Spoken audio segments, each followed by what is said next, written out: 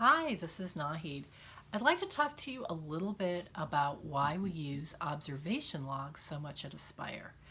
An observation log is one of the most important tools that give you insight into what's going on a little bit underneath your consciousness. And it's a way we're able to very quickly get to the patterns that you might not be aware of in your thinking that tend to influence your behavior. And I'm going to use an example. Let's say that you sort of know that you're a people pleaser, and that's something that maybe you want to get over because you know that if you stand up for yourself a little bit more or use your own voice a little bit more strongly, you're going to be more effective.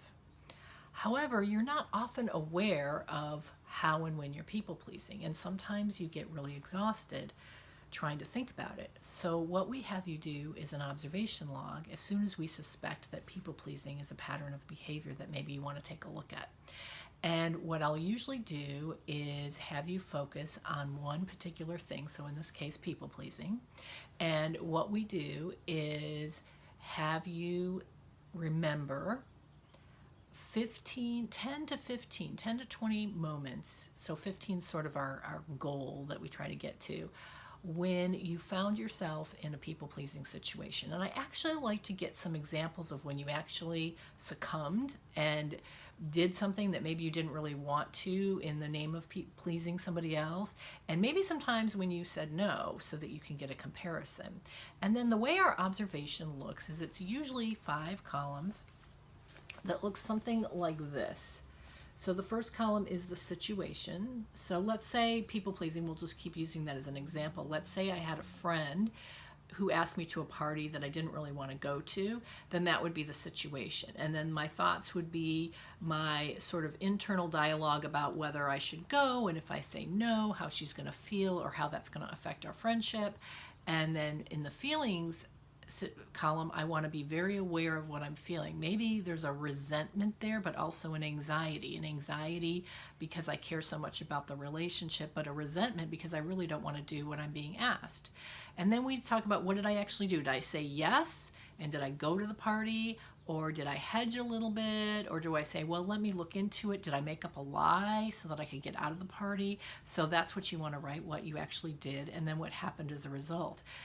Once you get 10 or 15 examples of things that happen, and you can do this from memory, so you can do it relatively quickly. You can think about the last 2 or 3 weeks and write those situations down, and then you can also observe forward for 3 to 5 days so that we can, on a coaching call or in a group session or any type of session where we're analyzing this, even by email, we can take a look at your patterns. And what you'll usually notice is that you'll have the same thinking pattern come up over and over and over again. And your thinking pattern leads to a belief system that you can then check out to see if it's actually true. You may have a belief system such as, if I don't do what people want me to do, then our relationship is going to be ruined. That was one of mine when I was younger.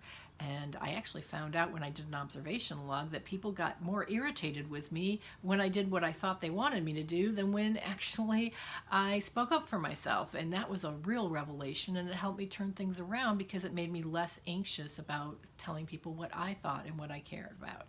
So also your emotional reactions, they're really important to capture too, because they can tell you when you're getting triggered and what kinds of things are triggering you, and that leads to unmet needs, which we talk about a lot at Aspire.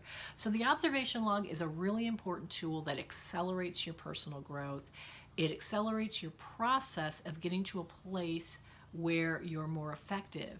And once you get that underneath stuff identified, you're able to make shifts that actually last. So instead of just having a technique that you use for a little while and then you kind of get back into your normal habits, what you end up doing is making changes underneath that last. And that's kind of what I think is so important about a tool like this. So I hope you practice with the observation log, take it seriously, and enjoy learning the results. Talk soon. Bye-bye.